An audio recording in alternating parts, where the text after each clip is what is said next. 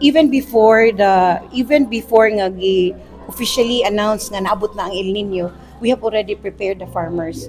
Starting of course, more importantly with our rice farmers, we have a convergence with agencies like the PCIC for the insurance and of course the NIA.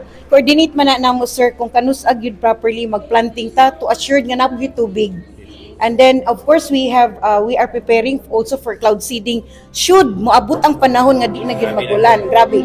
Now karon gi-prepare nato ang atong mga canals, gi-silt nato daan nya nagsigi magulan. So we already have that water catchment, small water in impounding projects. We have that already in Bohol.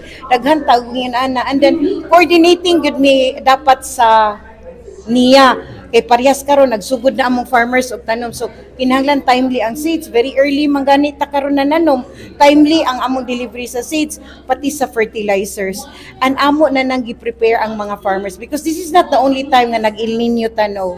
But we naka-ready na tanan unya. Constant among monitoring, constant ang among coordination down to the ground. So ang presence namo, unya namo tay local farmer technicians. We are also helping them.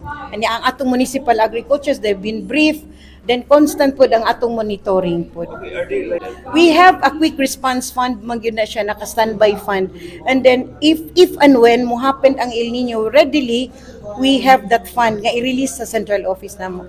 But even before that, maghimo naman mi og more or less mga estimation. Pero ang amua lang is ang maapektuhan magud it's the farmers, but they know themselves kung saon ang amo yung bantayan is rice, ang corn farmers, even ang high value. Ang amo lang yun, magpasalamat mi sa mga farmers, no? Kay usahay bitaw makita na kung maski maglisod na sila, rising prices of fertilizers, even sa ato ang mga seeds, but still they continue. Nya kana bitong El Nino init baya na siya. But makita nimo bitaw kami 2 days ago naami establish mi og model farm convergence.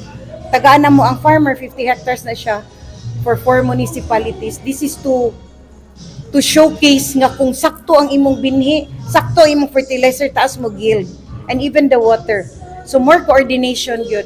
Sa among mga farmers, ako mong pasaligan nga pirmiming naa sa inyong likod ug unsa inyong kinahanglanon. Kung naay sakit even before kay historically kay bao naman taon say disease nga mo kuan, so amo nang i-prepare at ang among gi-information drive na i-prepare na namo na.